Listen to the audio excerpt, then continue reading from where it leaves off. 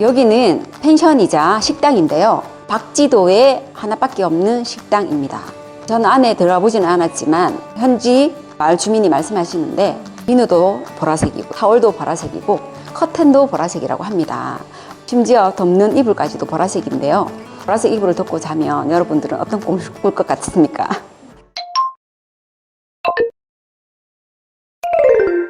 오늘은 퍼플섬의 보라보란 하루에 대해서 이야기를 해볼까 합니다.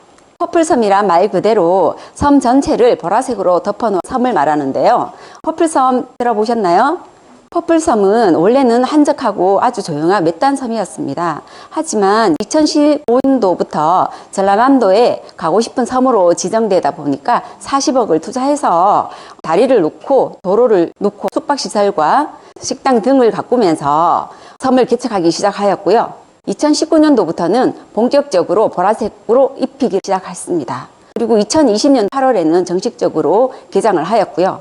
코로나 여파도 아랑곳하지 않고 전국에서 관광객들이 몰려오고 있습니다. 2021년도에는 한국관광공사에서 선정하는 한국의 100대 관광지로 뽑히기도 했습니다. 이렇게 유명한 퍼플섬, 우리나라 서쪽과 남쪽 끝에 있는 전라남도 신안에 위치하고 있고요.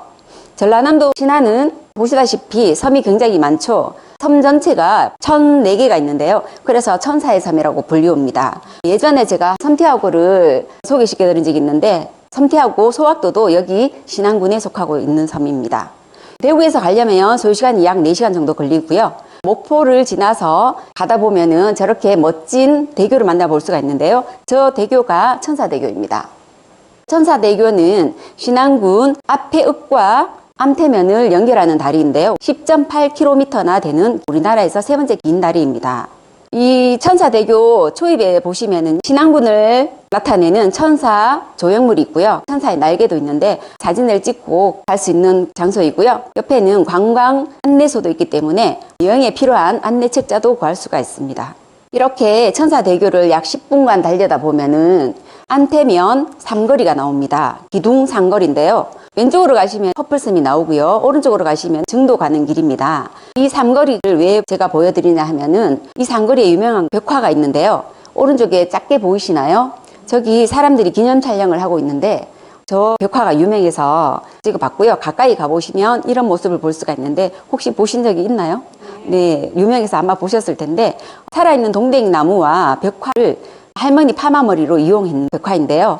저희들도 이 벽화를 구경을 하고 또 이 주변에 가까운 곳에 다른 벽화가 또 있다고 해서 한번 가보았는데요. 바로 이 벽화입니다. 새 할머니가 있는 벽화인데요. 유곽마을에 있는 벽화입니다. 이 벽화는 화려한 꽃과 과일로 머리를 장식해 놓은 벽화이고요.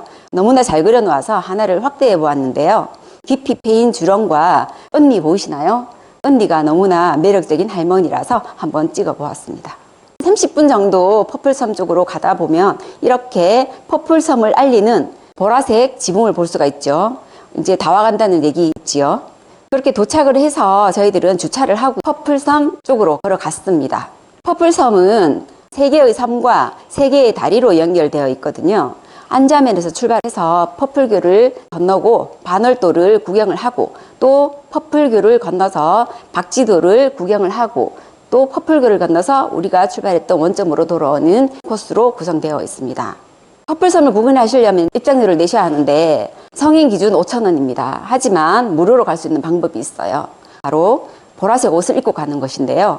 퍼플섬을 가기 전에는 항상 옷장을 뒤져서 보라색 옷과 소품들을 챙겨가시면 될 것 같습니다. 저도 그날 이 스카프를 챙겨갔습니다. 퍼플섬 입구에는 식당들이 많이 있는데요. 식당 앞에는 무료로 옷을 빌려드립니다 라는 문구가 있거든요. 그 문구는 밥을 먹어줘야 되는 조건이 딸려 있습니다. 그렇다 보니까 안 가지고 가신 분들은 식당에서 밥을 먹는 것도 한번 이용해 보시면 될 것 같고요.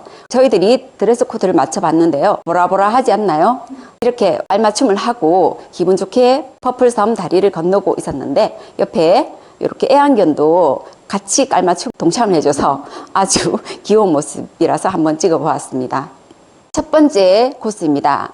안자면에서 반월도로 가는 코스이고요. 안자면에서 문브릿지라는 퍼플교를 건너는데요. 이 브릿지는 세계의 퍼플교 중에 가장 짧은 브릿지로 380m 길이입니다. 다리의 모습은 이런 모습인데요.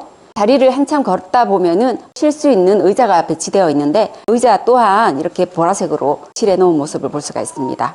그리고 반월도에 도착을 하면 이렇게 반월도를 표시하는 조형물이 있고요. 반월도라는 것은 여기서 봐도 반달 모양이고 저기서 봐도 반달 모양이라고 해서 반월도라는 이름이 붙여져 있고요. 인동 장씨들의 집성촌이라고 합니다. 여기도 신안을 나타내는 천사 조형물이 있는데요. 중간에 영자가 반달 모양이죠. 여기는 반월도이기 때문에 이렇게 반달 모양을 만들어 놓은 것 같습니다. 라벤더가 그려져 있는 컨테이너가 보이는데요. 여기는 여행자들의 쉼터입니다. 여행자들이 쉼터에서 쉴 수도 있고요. 전동카를 빌릴 수가 있는데요. 반월도 전체 둘레길이 있는데 그 길이가 5.7km가 됩니다. 걸어서 가실 수도 있고요. 전동카를 빌려서 타실 수가 있는데 이 전동카를 타시면 편하게 둘러볼 수도 있고 또 현지 마을 주민이 운전을 해서 직접 설명을 해주기 때문에 생생한 정보를 들을 수 있어서 좋을 것 같습니다.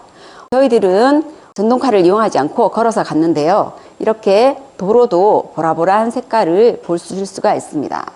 걸어가다 보면은 식당이 보이는데요. 반월도와 박지도에는 각각 하나의 식당이 있습니다. 지온의 식당인데요. 이 지온의 식당의 메뉴는 낙지로 만든 재료로서 면포탕이나 낙지 탕탕이 그리고 초무침 같은 것을 판매를 하는데 무엇을 시키더라도 여기는 이렇게 보라색 그릇에 담겨져 나옵니다. 너무나 이쁘기도 하고요. 심지어 밥까지도 보라색인데요. 이 보라색 밥을 연구하기 위해서 무려 60kg를 쏟아 부어서 연구를 했다고 합니다. 또 복장들 보시죠. 머리부터 발끝까지 보라색을 착용하고 있고요. 그래서 항상 이 퍼플섬에 오면은 누가 더 보라한가를 자랑하듯이 한 개 한 개 더 착용하는 모습을 볼 수가 있습니다. 이 장면은 반월도에서 가장 유명한 장면인데요. 반달 모양과 어린 왕자가 앉아있는 모습인데 포토존으로 유명한 곳이고요. 그래서 저희들은 더 찍어 봤는데요. 앞에서 찍은 모습과 뒤에서 찍은 모습인데 앞과 뒤 어디서 찍어도 예쁜 모습을 찍을 수가 있으니까 꼭 여기서는 한번 찍고 가시기를 바랍니다. 이 반달 모양 조형물 건너편에는 이렇게 반월도 카페가 있는데요. 카페에서 커피를 한잔 하시고 오른쪽에 보시면 공중전화 박스가 보이시죠? 보랏빛 공중전화 박스인데요. 저기서 사진을 찍으시면 인증샷을 건질 수가 있고 여기는 화장실인데 심지어 화장실과 쓰레기통까지도 보라한 퍼플섬을 보셨습니다. 그리고 두 번째 코스로 이동을 할 텐데요. 반월도에서 박지도로 가는 이동 코스입니다. 915m 퍼플교를 건너서 가는 코스입니다. 다리 모양은 이렇게 되어 있고요. 직진 코스로 쭉 뻗어져 있는 모습을 볼 수가 있습니다. 중간 지점의 모습이고요.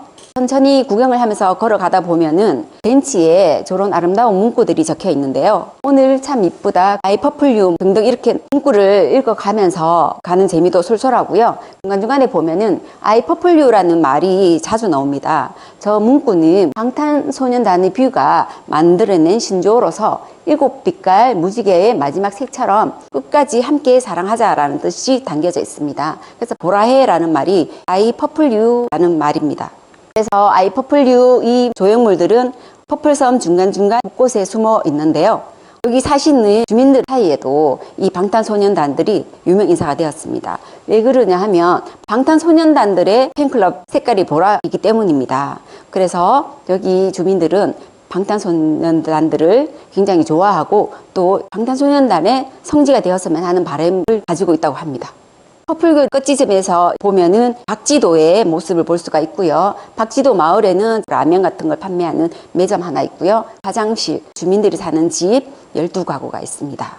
도착을 해서 보시면은 박지도라 해서 닭 모양의 조형물도 설치되어 있고요. 커피를 마실 수 있는 푸드 트럭도 같이 이렇게 있는 모습을 볼 수가 있고 또 무지개 색깔을 칠해 놓은 벤치 등등 여러 가지 소품들을 장식해 놓은 모습을 볼 수가 있는데요. 또 박지도에는 아까 반월도처럼 전동카를 타실 수가 있습니다. 여기서는 렌트까지 할 수 있다고 합니다. 5인승 전동카를 직접 손수 운전해서 마을을 한 바퀴 둘러볼 수 있는 체험도 할 수가 있고요. 근데 저희들은 현지인들과 같이 함께 하기 위해서 마을버스를 이용했습니다. 마을버스에 섬 한 바퀴 1인 2,000원이라고 적혀 있고요. 전화번호가 적혀 있는데 전화를 하니까 마을 주민이 바로 옆에 계시다고 바로 나왔습니다. 나오시는 모습을 봤는데 보라색 패딩 잠바에 연한 보라색 마스크를 하고 오셨습니다. 그래서 저희들은 사진을 찍자고 부탁을 하니까 흔쾌히 응해주셨습니다. 그렇게 간단하게 인사를 마치고 저희들은 박지도를 한 바퀴 둘러보았습니다. 해안가를 둘러보면서 천사의 섬 신안답게 이리 보나 저리 보나 섬들이 굉장히 주변에 많이 펼쳐져 있는데요. 저 멀리 뾰족한 섬 두 개가 보이죠? 저기가 김대중 전 대통령의 생가라고 합니다.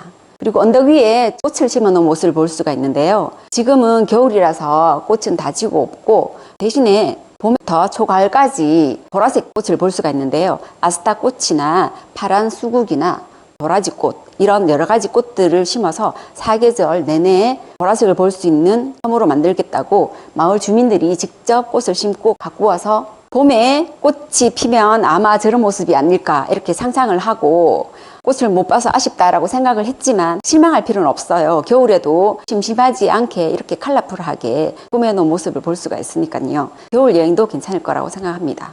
차를 타고 해안가를 달리다 보면은 또 이런 모습을 볼 수가 있는데요. 보라색 가두리가 보이시죠? 여기는 양식장입니다. 낙지 양식장이기도 하고 또 낙지 산란장이기도 합니다. 저렇게 바닷속까지 보라색으로 입혀놓은 모습을 보니까 마을 사람들의 정성이 진짜 대단하다는 것을 느낄 수 있는 모습이었습니다. 가다 보면 이렇게 마을도 둘러볼 수가 있는데요. 마을에는 정자도 주민들이 사는 지붕도 저렇게 다 보라보라한 모습을 볼 수가 있는데 이 마을에는 총 12가구가 가족같이 옹기종기 모여 사는 모습을 볼 수가 있습니다. 바늘도와 박지도 다 합쳐서 총 인구가 135명인데요. 예전에는 700명까지 살았다고 합니다. 하지만 지금 다 육지로 나가버리고 60세 이상의 노인들만 살고 있다고 하네요. 여기는 펜션이자 식당인데요. 박지도에 하나밖에 없는 식당입니다. 저는 안에 들어가 보지는 않았지만 현지 마을 주민이 말씀하시는데 비누도 보라색이고 타월도 보라색이고 커튼도 보라색이라고 합니다. 심지어 덮는 이불까지도 보라색인데요. 보라색 이불을 덮고 자면 여러분들은 어떤 꿈을 꿀 것 같습니까? 네, 아마도 보라보라한 보랏빛에 푹 빠지는 꿈을 꾸지 않을까 상상을 한번 해봤습니다. 이렇게 섬마을을 한번 둘러보았는데요. 차로 이렇게 둘러보니까 저희들이 못 가봤던 구석까지도 둘러볼 수가 있어서 좋았고 또 현지인들이 직접 말씀해 주셔서 섬마을에 이런저런 얘기를 들을 수 있어서 더욱 재미가 있었던 것 같습니다. 그래서 좋았습니다. 세 번째 코스입니다. 박지도에서 두리마을로 가는 코스이고요. 퍼플교를 또 건너야 하는데 547m 다리입니다. 다리 모습이고요. 입구에는 박지와 두리 구간 547m라는 안내가 적혀 있고요. 입구로 올라가다가 뒤를 돌아본 모습인데요. 멀리 뾰족하게 보이는 섬이 반월도이고 왼쪽에 보이는 섬이 박지도 마을입니다. 아까 봤던 박 모양의 조형물도 보이고 푸드트럭도 보이는 모습입니다.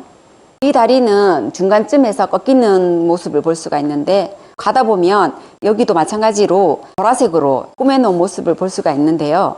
I love 아스타라는 문구 설정을 해서 이렇게 사진을 찍었고요. 이렇게 퍼플섬을 마지막에 나오는 출구에는 저렇게 퍼플교라고 적혀 있는데 여기는 출구이기도 하지만 반대로 들어가는 입구이기도 합니다. 그래서 여기서 출발할 수도 있습니다. 크리스마스가 다 되어 가서 그런지 보라색 산타를 볼 수가 있었는데요. 빨간색 산타만 보다가 보라색 산타를 보니까 좀 이상하기도 하고 또 신기하기도 하고 했습니다. 선착장 모양도 이렇게 보라색이고요. 라벤더가 그려져 있는 창고도 보라색입니다. 이렇게 커플섬을 걸어오다 보면 콜라비를 판매하고 있던데요.